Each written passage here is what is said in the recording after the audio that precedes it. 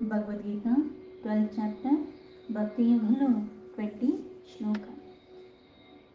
ఏ తు ధర్మ్యామృతమిదం యథోక్తం పర్యుపాసతే శ్రద్ధాధానా మత్పరమా భక్తాస్తేతీవ మే ప్రియాః.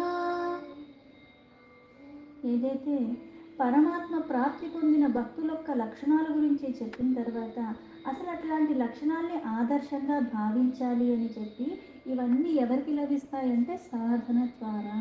అందుకే విశేషంగా ఈ అధ్యాయంలో ఈ చాప్టర్లో ఇది చివరి శ్లోక. ఏతు ధర్మ్య అమృతం అంటే ఏతు అంటే ఎవరైతే ఈ విధంగా, ఇది నిజంగా. ఏది నిజం? ధర్మ. ధర్మ అంటే జ్ఞానమని. ధర్మం అంటే జ్ఞానం ఎందుకు అవుతుంది అంటే ఇక్కడ ధర్మామృతం అంటే అర్థం ఏంటి అంటే అసలైన జ్ఞానం ఏంటి అంటే అసలైన వాస్తవాన్ని తెలుసుకోవటం. ఆ వాస్తవం అన్నది ఏంటి అంటే ఆ పరమాత్మ సర్వవ్యాపిగా ఎప్పుడూ ఉంటూనే ఉన్నాడు. ఎక్కడ ఏ లక్షణాలైతే చెప్పారో ఆ లక్షణాలు ఉన్న వాళ్ళల్లోనే ఆ జ్ఞానాన్ని పొంది అజ్ఞానాన్ని తొలగించుకునేలాగా వాళ్ళు ఉద్ధరింపబడటానికి ఇదే మార్గము. ఇది పరమ సత్యము. నాకు నమ్మకం ఉంది, నాకు విశ్వాసం ఉంది అని చెప్పి నేను మారకుండా నాలో ఈ అభిలక్షణాలన్నీ కూడా ఇంకా ఇంకా పేరుకుపోయిన జడంలాగా నాకు కొన్ని వికారాలన్నీ ఉన్నప్పుడు అవి నాకు జ్ఞానానికి దూరాన్ని చేస్తాయి, మరుగుపోతూ ఉంటాను. అందుకే ఇక్కడ ధర్మం, ఆ జ్ఞానం అనే అమృతము. ఆ జ్ఞానపరమైన అమృతాన్ని ఎవరైతే గొల్లగలుగుతున్నారో అంటే ఇది ఎవరికి లభిస్తుంది? అమృతాన్ని, ఆ రసాన్ని ఆస్వాదించే వాళ్ళు ఎవరు? ఎవరికైతే ఈ లక్షణాలు ఇంతకు ముందు శ్లోకాల్లో చెప్పినట్టుగా ద్వంద్వాలకి అతీతంగా ఆ పరమాత్మయే సర్వము అన్న భావనతో ఎప్పుడూ కూడా ఈ లక్షణాలతో వాళ్ళు పూర్ణంగా ఉంటారు. వాళ్ళు ఆచరించేది కూడా వాళ్ళ స్వాభావికంగా కూడా దేని యందు భేదభావం లేకుండా సర్వము పరమాత్మమయమన్న భావనతోనే ఉండి జ్ఞాన ప్రాప్తి, జ్ఞాన వృద్ధి కోసమే ఉంటారు. అహంకార, మమకార, రాగద్వేష, హర్ష, శోక, కామక్రోధ ఇటువంటి అజ్ఞాన వశాన్ని పెంచే ఈ వికారాలు ఇవి లేకుండా ఉంటారు. ఈ లక్షణాలు పూర్ణంగా ఉన్న చేత జ్ఞానం లభిస్తుంది. ఆ జ్ఞానామృతాన్ని వాళ్ళు ఆస్వాదించగలరు. అందుకే ఇదం యథోక్తం పర్యుపాసతే. ఇదం అంటే ఇది, అసలైనది. ఏంటది? ధర్మ అమృతం. ధర్మానికి తగ్గట్టుగా ఉన్నది. ఆ ధర్మాన్ని ఆచరించడం ద్వారా వచ్చేది జ్ఞానామృతము. యథోక్తం అంటే ఏంటి? యథా ఉక్తం అంటే ఈ విధంగా ఏదైతే చెప్పబడి ఉన్నాయో, ఏ లక్షణాలైతే చెప్పబడి ఉన్నాయో ఈ లక్షణాలన్నీ కూడా పూర్ణంగా ఉండాలంటే, ఆదర్శప్రాయంగా మనం అలా ఉండాలంటే, ఆ పరమాత్మ ప్రాప్తి పొందాలి అంటే కూడా దేనికి ఎలా వస్తుందని? పర్ ఉపాసతే అంటే నిష్కామ భక్తితో ఉపాసించాలి. అనన్యమైన భక్తితో సేవిస్తారు ఆ భక్తులు. అంటే పరమాత్మ తప్పితే ఇంకా ఏ చింతన లేకుండా, దేని మీద కూడా ఏ రాగం లేకుండా అన్ని పరమాత్మమయంగానే చూస్తారు. చరాచర జీవరాశుల్లో అంటే సృష్టిలో జరిగే ప్రతి కార్యాన్ని వాళ్ళకి కనిపించేది, వినిపించేది, చూసేది, ఆస్వాదించేది, స్వీకరించేది అన్నీ పరమాత్మ యొక్క మహప్రసాదంగా భావిస్తారు. అది అనన్యమైన భక్తితో ఆ పరమాత్మని అంతలాగా వాళ్ళు సేవించుకుంటూ ఉంటారు. ఈ సేవించుకుంటూ ఉండే విధానం కారణంగా మళ్ళీ ఏమవుతుంది? శ్రద్ధ దాన మత్పరమా. శ్రద్ధ దానాహ అంటే ఇక్కడ శ్రద్ధ అంటే ఏంటి? ఇప్పుడు బుక్కు తీసి కూర్చున్నంత మాత్రాన వాళ్ళు ఏదో చదివేస్తున్నారా? దాని మీద నిజంగా శ్రద్ధ ఉన్నప్పుడు ఏమవుతుంది? అందులోది గ్రహించే ప్రయత్నం చేస్తావు. పక్కన ఏది జరుగుతున్నా సరే దాని మీద నీ ధ్యాస వెళ్లకుండా ఉంటుంది. పక్కన టీవీ చూసుకుంటున్నా సరే, ఇద్దరు మాట్లాడుకుంటున్నా సరే, ఇద్దరు ఆడుకుంటున్నా సరే దాని ప్రభావం నీ మీద ఉండదు. ఎందుకు? నీ చదివే దాని మీద నీకు శ్రద్ధ ఉంది. అయితే ఇంకా ఎక్కడైనా నీకు ఇబ్బందిగా అనిపిస్తుంది, ఏదన్నా మళ్ళీ విఘ్నం వస్తుందని దీని మీద శ్రద్ధ ఉన్న కారణంగా నేనేం చేస్తాను? నా పుస్తకాన్ని తీసుకుని నేను పక్కకు వెళ్ళిపోతాను. వెళ్ళిపోయి దాన్ని నేను మళ్ళీ అధ్యయనం చేస్తూ ఉంటాను. అది లేనప్పుడు ఏమవుతుంది? నేను పుస్తకం మూసేసి ఆటలాడే వాళ్ళతో ఆటలాడటము, మాట్లాడుకునే వాళ్ళతో మాట్లాడటము, లేకపోతే ఆ టీవీ చూడటం ఇదేదోటి చేస్తాను. నాకు అక్కడ శ్రద్ధ లోపించింది. కానీ ఇక్కడ శ్రద్ధ దానాహ అంటే శ్రద్ధాయుక్తంగా ఉంటాడు అటువంటి భక్తి. ఎందుకు? అనన్యమైన భక్తి ఉంది కారణంగా ఆ పరమాత్మే అన్న భావనలో ఉంటాడు సర్వము.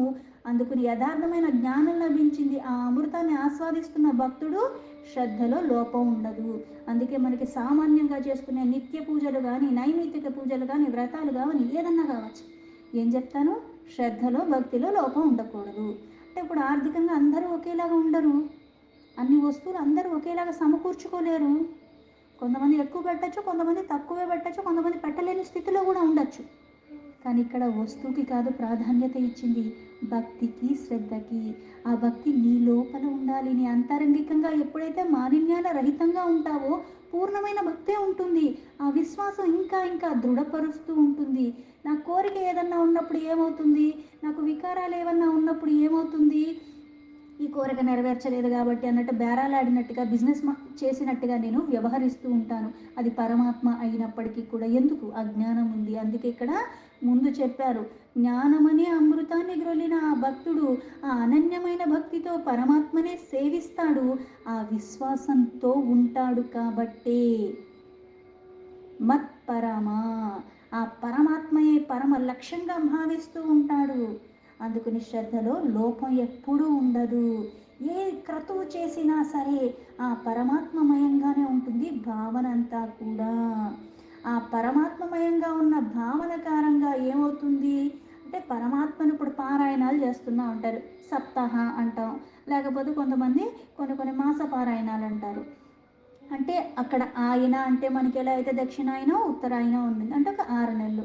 అంటే ఒక నడవడిక, ఒక మార్గాన్ని తీసుకుంటున్న ఆ మార్గంలోనే ఉంటావు. అందుకే ఇక్కడ పరమాత్మమయమే పరమాత్మ లక్ష్యంగా ఉంటూ ఆ అన్నిటికీ పరంగా ఉన్న ఆ పరమాత్మమే ధ్యానంగా ధ్యాసగా ధ్యేయంగా ఉంటాడు అటువంటి భక్తుడు. అందుకే ఇట్లాంటి లక్షణాలు కలిగిన వాడు భక్తాస్తేతీవ మే ప్రియాః. అటువంటి భక్తులు ఇన్ని లక్షణాలు కలిగి ఉన్నవాడు, ఇది ఉంటే ఇంకోటి ఉండదు, ఇంకోటి ఉంటే ఇంకోటి ఉండదు.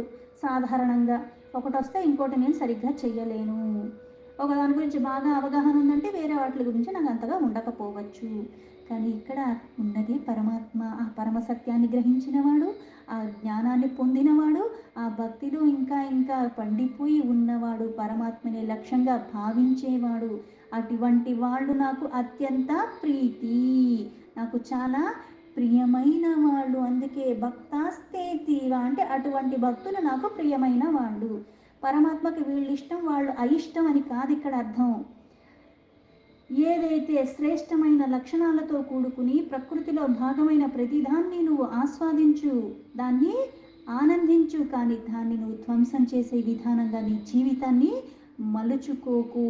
దానితో భాగంగా నువ్వు దాంతో లయమైపోతున్నట్టుగానే ఉండాలి. దాన్ని ఆస్వాదిస్తూ దానికి అనుగుణంగా నిన్ను నువ్వు తీర్చిదిద్దుకుంటూ ఉండాలి. అంతేగాని దానికి హాని చేస్తూ ఇతరులకి హాని చేస్తూ నేను ఉండకూడదు. ఈ లక్షణాలు ఎప్పుడూ ఉండాలి. అలా నీకు ఎప్పుడైతే ఉంటూ ఉంటాయో అప్పుడు నువ్వు వృద్ధిలోకి వస్తావు, మానసిక వృద్ధి. అలాగే అన్ని వైకల్యాలు వికారాలన్నీ కూడా తొలగిపోతూ ఉంటాయి. అందుకే పరమాత్మకి అటువంటి వాళ్ళు ప్రియమైన వాళ్ళు. శ్లోకానికి యథాతథా మీనింగ్ తీసుకుంటే, ఏతు ధర్మ్యామృతమిదం యథోక్తం పర్యుపాసతే శ్రద్ధాదానామత్పరమా భక్తాస్తేతీవ మే ప్రియాః. ఈ ఎవరైతే ఇక్కడ ప్రకటించిన ఈ ధర్మామృతాన్ని సేవిస్తారో అంటే ఉత్తమమైన గుణములు ఇంతకు ముందు శ్లోకాల్లో చెప్పినవి అవన్నీ ఎవరికైతే కలిగి ఉంటాయో, ద్వంద్వాతీతంగా ఉంటూ నిష్కామమైన భక్తితో శ్రద్ధతో ఆ పరమాత్మయందే ధ్యాసతో ఉన్న భక్తులు నాకు ప్రియమైన వాళ్ళు అని చెప్పారు. ఇక్కడ జ్ఞానామృతాన్ని నీకు కావాలంటే ఎలా? ఇంతకుముందు చెప్పినట్టుగా ఏముండాలి? లక్షణాలు కొన్ని ఉండాలి. మిత్రుడైనా శత్రువైనా లేకపోతే కష్టం వచ్చినా నష్టం వచ్చినా ఎవరి పట్ల అయినా సరే నువ్వు సమభావంతో ఉంటావు ఎప్పుడు ఎల్లవేళలా కూడా. అందుకే ఇక్కడ భక్తి యోగంలో ఈ అధ్యాయం మొత్తానికి సారాన్ని ఈ శ్లోకాల్లో చెప్తున్నారు. ఏమని? ఏదైతే లక్షణాలు నువ్వు వృద్ధి చేసుకుంటూ ఉంటావో, సాకార రూపమైనా సరే నిరాకార రూపమైన ఉన్నది ఆ పరమాత్మయే. ఆ భక్తి ద్వారా నువ్వు దేన్నన్నా ఆధారం చేసుకో. కాకపోతే ఆ పరమాత్మను జ్ఞానం ద్వారా నువ్వే సాన్నిధ్యాన్ని పొందగలవు. జ్ఞానం మీద ఎప్పుడైతే నువ్వు ఆధారపడి ఉంటావో దాని ద్వారా ఏమవుతుంది, చంచలత్వం తొలగిపోతుంది, నిశ్చలమైన భక్తి ఉంటుంది, అత్యున్నతమైన యోగ ప్రాప్తి లభిస్తుంది. అందుకే భక్తి అన్నది చాలా ముఖ్యము. నిదానమే ప్రధానంలాగా లక్షణాలన్నీ ఒక్కసారిగా రావు, ఒక్కొక్కటి ఒక్కొక్కటి అలవర్చుకుంటూ ఉండాలి. అప్పుడే అత్యున్నతమైన ఆధ్యాత్మిక మార్గంలో నేను తొణకకుండా బెణకకుండా పయనించగలను. ఆ పరమాత్మని లక్ష్యంగా చేసుకుని అంత దృఢ విశ్వాసం ఉంటేనే. ఎందుకంటే ఈ జీవితంలో సంసారం అన్న భవసాగరంలో ఎలా అయితే సుఖదుఖాలు వస్తూ ఉంటాయి, సాగరంలో వచ్చిపోయినట్టుగా ఎప్పుడు ఎంతలో వస్తుందో ఏమవుతుందో అన్నది మనకి తెలియదు మరుక్షణంలో. కానీ ఏది వచ్చినా సరే ఆ పరమాత్మ నువ్వు అంతలా గట్టిగా పట్టుకుంటేనే అప్పుడు నీకు నిలకడ ఉంటుంది.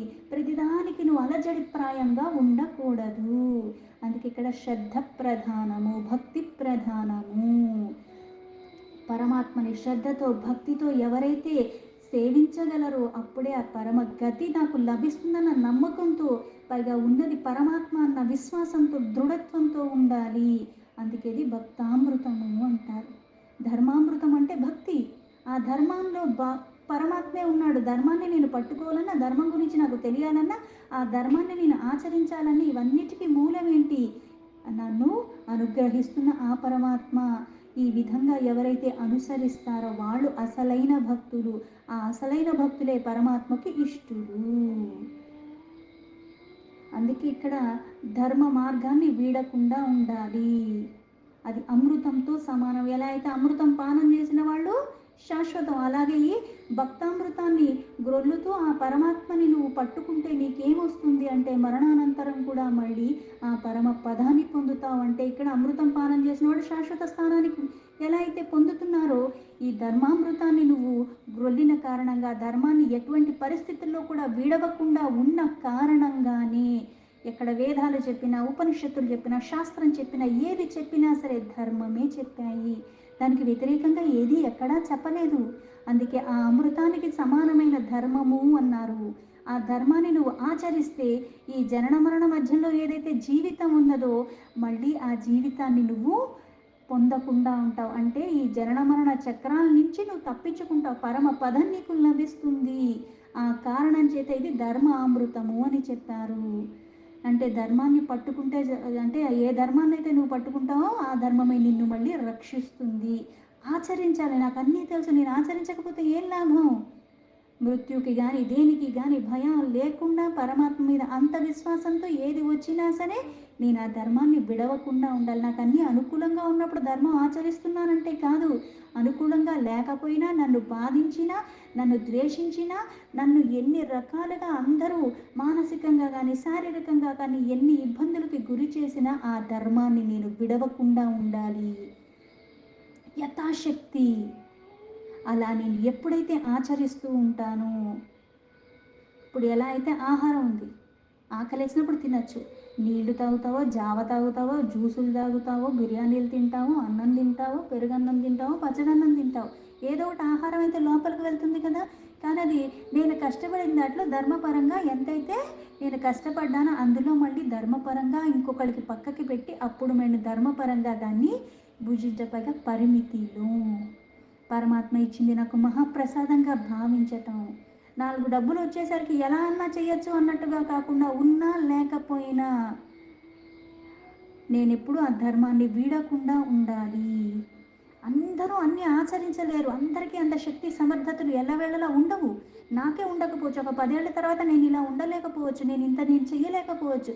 కానీ భక్తిలో శ్రద్ధలో నాకు లోపం ఉండకూడదు. ధర్మాన్ని కూడా నేను లోపంగా కాదు, దాన్ని పూర్ణంగా నేను ఆచరించాలి, దాన్ని పూర్ణంగా కట్టుబడి నేను ఉండాలి. అప్పుడే ఫలితం లభిస్తుంది. అంతే, భక్తి శ్రద్ధ ఉంటేనే అవి మనకి చెయ్యటానికి అర్హతని పాత్రతని మనం తెచ్చుకోగలము. ఫలితాల మీద ఆశ ఉన్నా సరే, లేకపోతే ఇతర వ్యామోహాలు ఏదున్నా సరే మళ్ళీ నేను ఇక్కడ లోపం చేస్తానన్న వాస్తవాన్ని గుర్తుంచుకోవాలి. అందుకే పరమ విధిగా నమ్మటమే కాదు, దాన్ని ఆచరించాలి. ఆ ధర్మాన్ని ఎప్పుడైతే నువ్వు క్షుణ్ణంగా తెలుసుకుంటూ ఆచరించుకుంటూ నిన్ను నువ్వు మలుచుకుంటూ వెళతావో పరమ పదము, ఆ పరమ విధిగా నువ్వు నమ్మి చేసిన కారణంగానే ఆ లాభాన్ని నువ్వు పొందుతావు. నాకు ప్రియమైన వాళ్ళు అంటే అర్థం ఏంటి? తన సాన్నిధ్యంలో పెట్టుకుంటాడు. తన సాన్నిధ్యంలో ఎవరిని పెట్టుకుంటున్నాడు? పరమపదం పొందే అర్హత ఉన్నవాళ్ళని పెట్టుకుంటున్నాడు. అందుకే భక్తి శ్రద్ధ ఎప్పుడూ కూడా విడవకూడదు. అది విడితే నేను మళ్ళీ దిగజారిపోతానన్న వాస్తవాన్ని, అందుకే భక్తుల లక్షణాలన్నీ కూడా ఎంత చక్కగా చెప్పారో అవన్నీ కూడా ఆదర్శంగా ఎవరిని తీసుకోవాలి అంటే వాళ్ళ హంగులు ఆర్భాటాలు చూసి కాదు తీసుకోవాల్సింది. ఈ లక్షణాలు ఎవరిలో అయితే ఉన్నాయో వాళ్ళని ఆదర్శంగా తీసుకోవాలి. నేను అన్నీ చేయలేకపోయినా అటువంటి వాళ్ళ గురించి విన్నా, అటువంటి వాళ్ళకి సాన్నిధ్యంగా నేను వెళ్ళగలిగిన కొన్ని కొన్ని కొన్ని రోజులు గడిచే కొద్దీ నాలో మార్పులు వస్తూ ఉంటాయి. ఆ లక్షణాలు నాలో కూడా వృద్ధి చెందుతాయి. అందుకే ఆదర్శంగా తీసుకోవాలి అటువంటివి. అటువంటి వారిని సేవించుకోవాలి. అటువంటి వాళ్ళ సాధకులకి నేను ఎప్పుడైతే సాన్నిధ్యంలో ఉంటాను భక్తితో, ఎందుకు అటువంటి వాడికి నాకు భేదం లేదని ఇంతకు ముందు చెప్పాడు. అందుకే ఇక్కడ అలా నువ్వు ఎప్పుడైతే నడుచుకుంటావో, సర్వవ్యాపి అయిన పరమాత్మ యొక్క తత్వాన్ని ఎప్పుడైతే గ్రహిస్తున్నావో, సర్వశక్తిమంతుడైన ఆ పరమాత్మ అవతారాలన్నీ ఆయనవే. అందుకుని ఆయన గుణ ప్రభావ లీలల్ని, ఐశ్వర్య చరితాదులను కూడా నువ్వు శ్రద్ధతో ఆదరించాలి, విశ్వాసంతో ఉండాలి. నేను చూడలేదు కాబట్టి, నేను వినలేదు కాబట్టి నాకు తెలీదు, ఇది జరగలేదనే వితండవాదం చెయ్యకూడదు. నీ శరీరంలో జరుగుతున్నదే నీకు తెలీదు, అయితే కొన్ని కొన్ని నమ్మాలి. కాకపోతే నాకున్న అజ్ఞాన కారణంగా నాకు అది తెలుసుకోలేని స్థితి నాకు వస్తుంది. కానీ ఆ తెలిసేది కూడా చేసేలాగా ఉన్నవాడు ఆ పరమాత్మ. నేను ఈ లక్షణాలను పెంచుకోవాలి. పరమగతి నాకు పరమాత్మ, పరమాశ్రయం నాకు ఆ పరమాత్మ. ప్రాణాలు ఉండటానికి కారణం పరమాత్మ. ఈ ప్రాణం మీద, ఈ శరీరం మీద అధికారం కలిగి ఉన్నవాడు నా పరమాత్మ. సర్వస్వం నీవు అన్న నమ్మకంతో ఉండాలి. ఇప్పుడు సాధారణ ఉదాహరణ తీసుకుంటే, ఇప్పుడు ఏదో మనకి డైవర్స్లు ఎక్కువైపోతున్నాయి అన్నట్టు కాకుండా, మనకి ముక్కు మొహం తెలియని మనిషిని, ఆ కుటుంబం గురించి తెలియని మనిషిని ఎంత మనం ఎంక్వైరీలు చేసి ఎంత మంచి కుటుంబం అనేది తెలుసుకున్నా సరే, రేపు ఏం చేస్తాడన్నది, నేనేం చేస్తానన్నది నేనే చెప్పలేను. రేపు పొద్దున్న నా బుద్ధి ఎలా ఉంటుందో, నా మనసులో ఏమో వస్తుందో ఆలోచన నాకు తెలీదు. అలాగే గుడ్డిగా ఒక అమ్మాయిని ఒక ఇంటికి చేస్తూ ఉంటాం. విశ్వాసంతో బాగుంటుంది అన్న నమ్మే నువ్వు ఇస్తున్నావు. బాగుంటుందని నమ్మి ఆ అమ్మాయి తాళి కట్టించుకుంటుంది. ఆ అబ్బాయి కూడా ఈ అమ్మాయి ద్వారా నా జీవితం బాగుంటుంది, నా కుటుంబం బాగుంటుందనే తన జీవితంలోకి స్వీకరిస్తూ ఉంటాడు.